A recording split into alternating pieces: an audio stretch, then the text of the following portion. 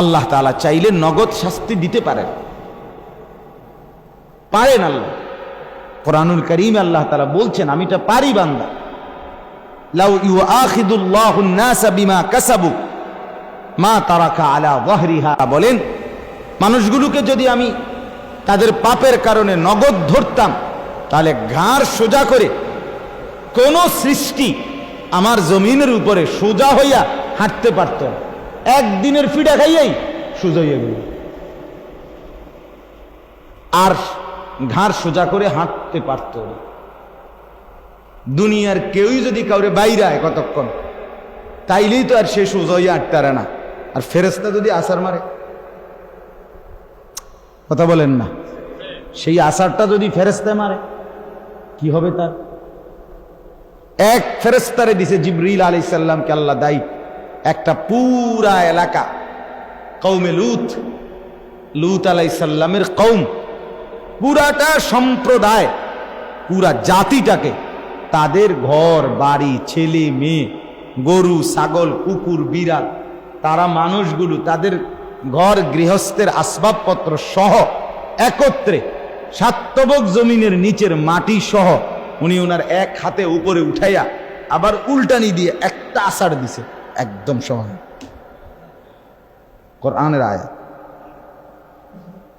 ফাজআলনা আলিয়াহা সাফিলাহা, নিচের মাটি উপরে তুলে ফেলছে, উপরের মাটি নিচে ফেলে দিছে। ওয়া আমতারনা আলাইহিম হিজারাতাম মিন সিজিল, আল্লাহ তাআলা বলেন, আর এর উপরে আমি আল্লাহ আসমান থেকে পাথরের বৃষ্টি বর্ষণ করে ওই জায়গাটাকে গভীর গর্ত বানায় দিয়েছে। সেটাই এখন আছে জর্ডানে, আল বাহরুল মাইয়িত, ডেড সি বলে, মৃত সাগর, যেখানে একটা পোকা কোনোদিন বাঁচে না, এক সেকেন্ডের জন্য বাঁচে না, কোনো পোকা নাই ওই সাগর, ওই জায়গাটা। কোনো গাছ তো দূরে থাক, কোনো আগাছা ছোটখাটো কোনো লতা ফাতাও ওইখানে জন্মে না। এতটা অভিশপ্ত আল্লাহ তাআলা বানায় রাখছে। এই জন্য ভাই, প্রথম কথা এটা সবার কাছে, আল্লাহ তাআলা পছন্দ করলে ইবাদতের তৌফিক দেয়, ভালোবাসলে সেজদার তৌফিক দেয়, মহব্বত করলে আনুগত্যের সুযোগ দেয়। এজন্য তুমি আমি যে অবস্থায় আছো, আপনারা বয়স্করা যে অবস্থায় আছেন, প্রত্যেকেই নিজের দিলকে নিয়ে ভাববেন, আপনি আল্লাহর সন্তুষ্টির মধ্যে আছেন নাকি নারাজির মধ্যে আছেন, অসন্তুষ্টির মধ্যে আছেন। বুঝার সহজ উপায়, যদি দেখেন আপনার দ্বারা ইবাদত হচ্ছে, আপনি মানসিকভাবে আলহামদুলিল্লাহ তৃপ্তি বোধ করতে পারেন যে আমি আল্লাহর সন্তুষ্টির মধ্যে আছি।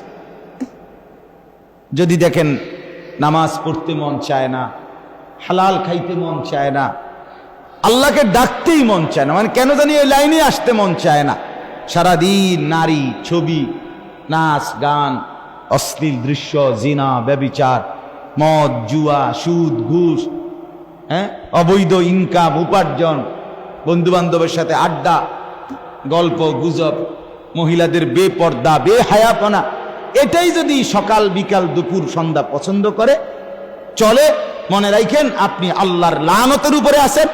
আল্লাহর লানত আপনার উপরে, ফেরেশতাদের লানত, আল্লাহর সমস্ত মাখলুকাতের লানত, তরুরফে খোদার গজব, তরুরফে খোদার গজব, তরুর আল্লাহর লানত, যে তোর কপাল সেজদার জন্য নামে না। জুতা ঠিক করতে গিয়ে কিন্তু মাথা নামায়, সেজদার জন্য মাথা নামায়। মোবাইল চাইবার জন্য কিন্তু চোখ নামায়, কপাল নামায়। আল্লাহকে সেজদা করার জন্য কিন্তু কোরআন দেখবার জন্য কোনোদিন চোখ নামায়। তাইলে তোর উপরে খোদার গজব, আল্লাহর লানত, যার কপাল নয় না। হ্যাঁ, একটি সেজদা না দেওয়ার কারণে ইবলিসের প্রতি আল্লাহ তাআলা কি পরিমাণ রাগ করছে, একটা সেজদা দেয়নি। অথচ এর আগে পৃথিবী, আল্লাহর সৃষ্টি আসমানের, 7 আসমানের ইঞ্চি ইঞ্চি জায়গায় ইবলিস সেজদা দিছে, কিন্তু একটা সেজদা দেয়নি। একটা সেজদার কারণে অনন্তকালের জন্য অভিশপ্ত বানায় দিছে। তাহলে তুমি আমি ভাই কতগুলো সেজদা ছুটে গেল? তুমি আল্লাহর পছন্দ, আল্লাহর পছন্দের। ওই তো আমাদের কোনো রোগ শোক নাই।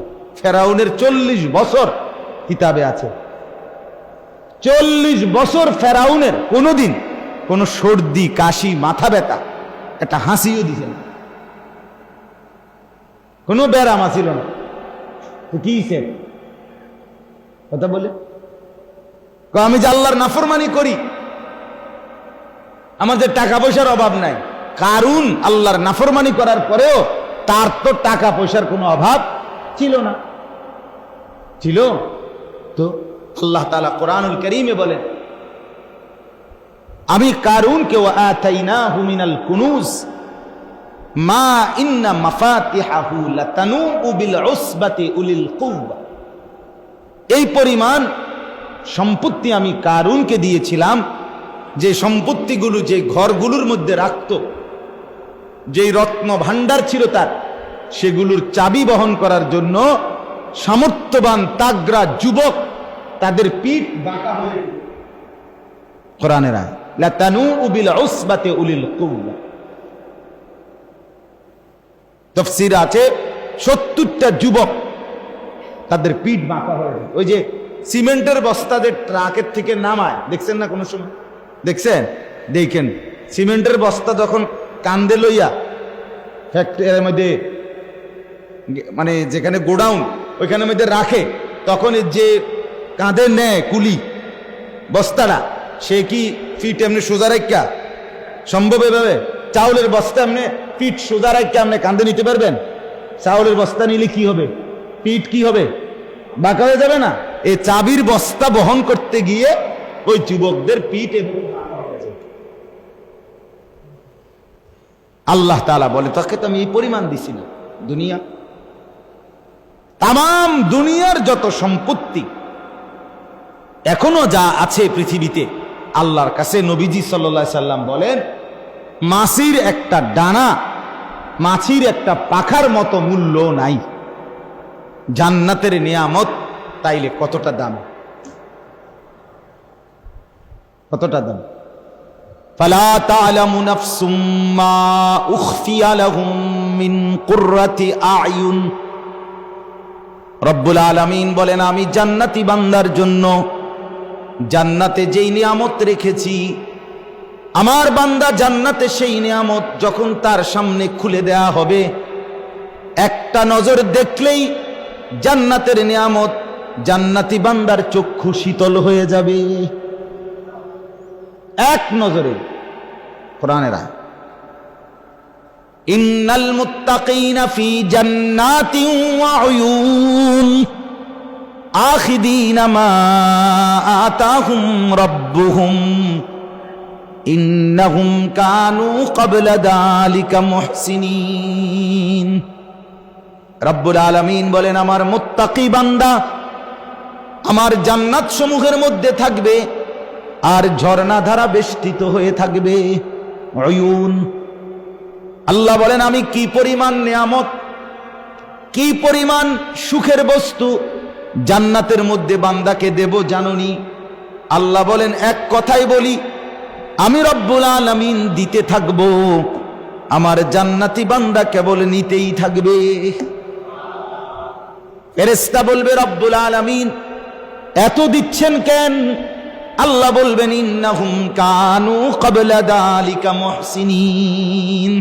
জানো না এরা ইতিপূর্বে দুনিয়ার জীবনে আমার বন্দিগি করেছিল,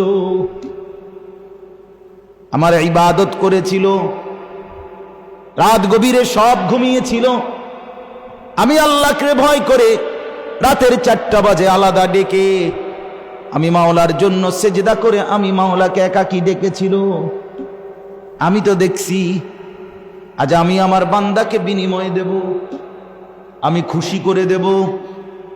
লাহুম মা ইয়াশাউনা ফিহা ওয়া লাদাইনা মাজিদ। আল্লাহ বলে, জান্নাতে আমার বান্দাকে সে যা চাইবে তাও দেওয়া হবে, এরপরে আল্লাহ বলেন আমি আমার নিজের থেকেও অনেক বেশি দিতে থাকবো। কেন? কারণ আমার বান্দা চিনেই কয়টা, বলবেই কয়টা। তারে যদি বলি, ফেরেশতা জান্নাতীকে বলে, যদি বলে ও জান্নাতি কয়টা ফল খাবেন নাম বলেন, জান্নাতি বান্দা এবার ফলের নাম জানেই কয়টা, নলে 20টার নাম কইব। ফেরেশতা বলবে হায় হায়, আপনি কি এটারে সাবের বাজার মনে করছেন? আপনি কি এটারে চান্দিনা বাজার মনে করেছেন? এটা কি ঢাকা নাকি? এটা তো জান্নাত, এখানে তো কোটি কোটি ফল আছে। সেগুলো বলবেন না। জান্নাতি বলবে দোস্ত আমি তো নাম জানি না। আল্লাহ বলবেন এজন্যই তো বলেছি বান্দাওয়ালা দাইনা মাজিদ, আমার কাছে আরো আছে। প্রত্যেক আইটেম তুমি যা চাইবে তা তো দেবই, আমি আল্লাহর কাছ থেকে আরো অনেক দেব। সুবহানাল্লাহ। হ্যাঁ, তুমি গান শুনে মজা পাও, আমি এগুলো ভাইবাও মজা পাই। তুমি মানুষের বেডি দেখে মজা পাও, আমি আল্লাহর কোরআন পড়েও মজা পাই। মজাই তো না, আমিও মজাই পাই। আমরা নামাজ পড়ি, তার মানে খুব বিমর্ষ, মন খারাপ। আরে আমরা যদি কোনো সুখ দুঃখ নাই, কিতাকরণ ফিরা তাহন লেগে না সেজদা দিই। তুমি মোবাইলে মানুষের বেডি দেখো, তোমার বেডি এটা সাইলা যে কার বেডি দেখলে তুমি? ছাগল কোথাকার? কার বেডি দেখলা বেটা? কার মেয়ে দেখলা? অসভ্য। কোন নর্তকী দেখলা? ওই জানোয়ার তোমারে চিনে? তো তুমি যে তার রূপ যৌবন দেখলা, মজা পাইলা, সে তো বিনিময়ে টাকা রোজগার করে, সে তো পয়সার কাঙ্গাল, সে তো তার রূপ বিক্রি করে, যৌবন বিক্রি করে, দেহ বিক্রি করে, সে তো বেশ্যা, সে তো পতিতা, সে তো অসভ্য। তুমি দেখলা, টাকাও গেল, শরীরও গেল, স্বাস্থ্যও গেল, যৌবনও গেল, যৌন শক্তিও গেল, সমাজের মানুষের কাছেও ছি ছি ধিক্কার পাইলা যে ছেলেটা বেয়াদব। কোন বেনামাজি, বেহায়া, অসভ্য তুমি যদি রাতের গভীরে, রাত 2টায় সাতবক জমিনের নিচেও যদি অন্ধকারে উলঙ্গ ছবি দেখো, আল্লাহর কসম মনে রাখো, দুনিয়ার মানুষ ঠিকই কেউ দেখে নাই, কিন্তু মানুষ তোমাকে দেখে ঘৃণাই করবে। কারণ আল্লাহ তাআলা মানুষের দিলে নাফরমানের প্রতি ঘৃণা তৈরি করে দেয়। হ্যাঁ, আমি আশা আমার শায়েখ আল্লামা মুফতি মুশতাকুন নবী সাহেব আরিফ বিল্লাহ হযরতকে আমি দেখছি। উনি তো বাংলাদেশি মানুষ, কিন্তু এই যে হজ্জের সফরে মক্কায় মদিনায় বহুবার দেখছি। আরো বহু দেশের মানুষ, অন্য দেশীয় লোক, কিন্তু ওরা তো ওনারে চিনে না, ওরা তো ওনার সাথে কথাও বলে না, কিন্তু চেহারার দিকে তাকাইও দেখছি মুসাফা করে। অর্থাৎ বোঝে এই চেহারা বলেই দেয়, না বললে কি সে কথা, চেহারাই বলে দেয় এটা কোন আল্লাহ ওয়ালার চেহারা। হ্যাঁ, আল্লাহর নবী বলেন মান কাসুরা সালাতুহু হাসুনা ওয়াজহুহু, যার নামাজ যত বেশি তার চেহারার সৌন্দর্য তত বেশি। তাইলে এর উল্টাটা এবার বলো, যার গুনাহ যত বেশি তার চেহারার অসৌন্দর্য বেশি কিনা?